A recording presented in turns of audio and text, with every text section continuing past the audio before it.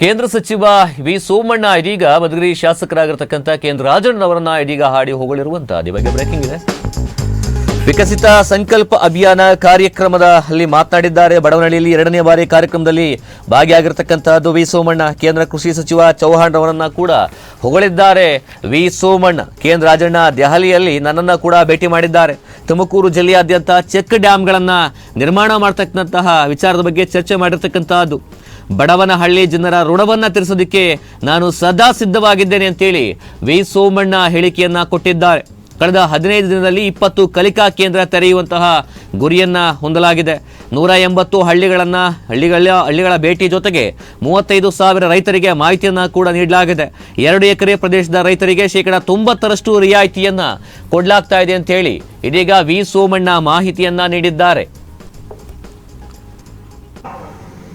ವಿಕಸಿತ ಭಾರತದ ಚಿಂತನೆ, ವಿಕಸಿತ ಭಾರತವನ್ನ ಕೊನೆ ಗ್ರಾಮಕ್ಕೂ ಕೂಡ ಕೊಂಡೊಯ್ಯಬೇಕು ಅನ್ನುವ ರಾಷ್ಟ್ರದ ಪ್ರಧಾನಮಂತ್ರಿ ನರೇಂದ್ರ ಮೋದಿ ಅವರ, ರಾಷ್ಟ್ರದ ಕೃಷಿ ಮಂತ್ರಿಗಳಾದಂತಹ ಶಿವರಾಜ್ ಸಿಂಗ್ ಚೌಹಾಣ್ ಅವರ ಮನಸ್ಸನ್ನ ಗೆಲ್ಲೋದಕ್ಕೆ ಸಾಧ್ಯತೆ ಇಲ್ಲ.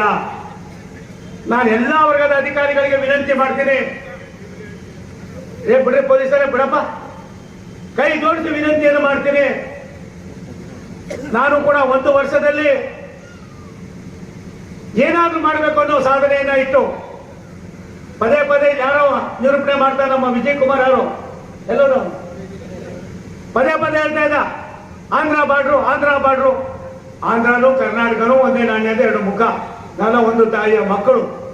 ಆದ್ರೆ ಅದು ಚೆನ್ನಾಗಾಗ್ತಾ ಇದೆ, ನಮ್ಮಲ್ಲಿ ಇನ್ನೂ ಕೂಡ ಬೆಳವಣಿಗೆ ಆಗ್ಬೇಕಾಗಿದೆ. ಅದಕ್ಕೋಸ್ಕರವಾಗಿ ನೀನು ಒತ್ತು ಹೇಳಿರ್ತಕ್ಕಂಥದಕ್ಕೆ ನಾನು ಕೂಡ ಎಲ್ಲ ಒಂದ್ ಕಡೆ ಸಾಮಾಜಿಕತೆಯನ್ನು ಕೊಡ್ತೀನಿ. ನೀರಾವರಿಗೋಸ್ಕರವಾಗಿ ಏನೆಲ್ಲವನ್ನು ಕೂಡ ಮಾಡ್ತಾ ಇದ್ದಾರೆ.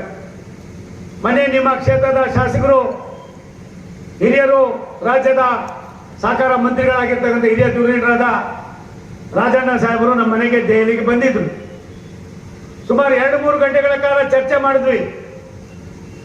ಎಲ್ಲೆಲ್ಲಿ ನಮಗೆ ಚೆಕ್ ಡ್ಯಾಮ್ಗಳನ್ನು ಮಾಡಬೇಕು, ಎಲ್ಲೆಲ್ಲಿ ಬ್ಯಾರೇಜ್ಗಳನ್ನು ಬಿಡಿಸಿ ಮಾಡಬೇಕು, ಎಲ್ಲೆಲ್ಲಿ ಏನೇನು ಮಾಡಬೇಕು ಅನ್ನೋದನ್ನ ಈಗಾಗಲೇ ನಾನು ಅಧಿಕಾರಿಗಳಿಗೆ ಹೇಳಿದ್ದೇನೆ. ಅವರು ಕೂಡ ಅದಕ್ಕೆ ಅದಕ್ಕೆ 100 ರೂಪಾಯಿ ಖರ್ಚಾದ್ರೆ 60 ರೂಪಾಯಿ ಭಾರತ ಸರ್ಕಾರ ಕೊಡ್ತಾರೆ, 40 ರೂಪಾಯಿ ಮಾತ್ರ ರಾಜ್ಯ ಸರ್ಕಾರ ಕೊಡ್ತಾರೆ.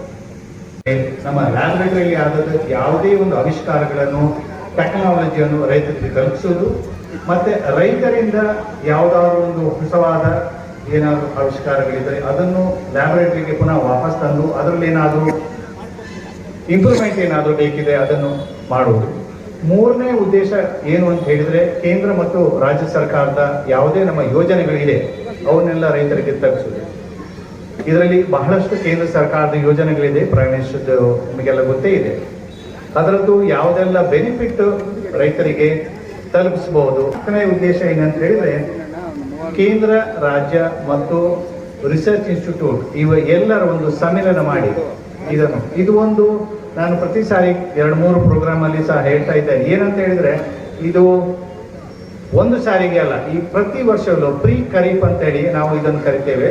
ಇದಕ್ಕಿಂತ ಮುಂಚೆ ಇದರಲ್ಲಿ ಕೃಷಿ ಆಗಲಿ, ಆಮೇಲೆ ತೋಟಗಾರಿಕೆ ಆಗಲಿ, ಪಶುವೈದ್ಯ ಬೇಕಾದ ಎಲ್ಲ ಒಂದು ಏನೆಲ್ಲ ಟೆಕ್ನಾಲಜಿ ಇದೆ ಅದನ್ನು ರೈತರಿಗೆ ತಲುಪಿಸಿದ್ರು. ನಾನೊಂದು ಈಗ ಬಡವನಲ್ಲಿ ನಡೆದಂತಹ ಕಾರ್ಯಕ್ರಮದಲ್ಲಿ ಮಾತನಾಡಿರುವಂತಹದ್ದು ವಿ ಸೋಮಣ್ಣ. ಒಂದಿಷ್ಟು ಪ್ರಗತಿಯ ವಿಚಾರದ ಬಗ್ಗೆ ನಾನು ಮತ್ತೆ ರಾಜಣ್ಣ ಮಾತುಕತೆ ನಡೆಸಿದ್ದೇವೆ.